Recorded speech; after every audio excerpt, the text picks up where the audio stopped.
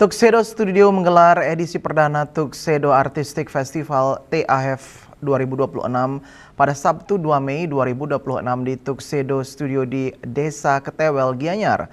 TAF adalah festival kreatif satu hari untuk merayakan semangat seni, budaya, dan komunitas sekaligus memberdayakan ekonomi kreatif lokal Bali. Tuxedo Artistic Festival 2026 berlangsung meriah. Ratusan anggota masyarakat, terutama dari kalangan generasi muda dan wisatawan asing, tampak hadir untuk merasakan perpaduan dinamis antara seni, gaya hidup, dan kewirausahaan dalam satu wadah yang imersif. TAF 2026 bertemakan ARS Gratia Artis atau seni demi seni. Tuxedo Artistic Festival mengusung nilai intrinsik kreativitas bagi bahasa universal yang menginspirasi, menghubungkan, dan memperkaya kehidupan pariwisata Bali.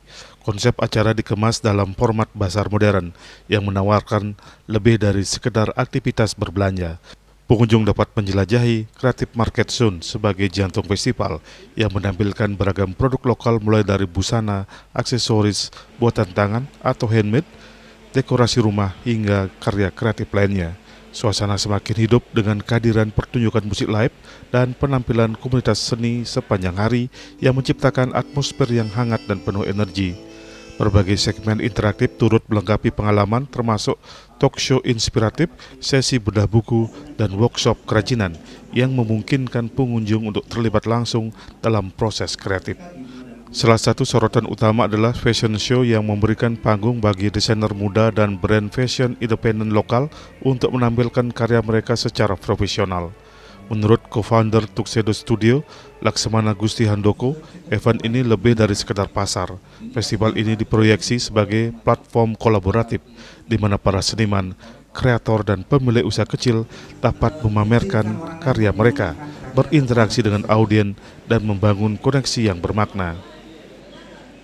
Itu mungkin berbeda dari yang lain karena mungkin ini festival pertama di Indonesia yang diadainnya di bengkel mobil, di pabrik mobil. Menurut saya di jantungnya tempat craftsmanship ya, bukan di ruang pameran kayak exhibition center atau sejenisnya. Jadi itu menurut saya membuat kesannya beda, industrial gitu. Jadi di sini saya lebih melayani senimannya dan tidak hanya berfokus pada kenyamanan pengunjung.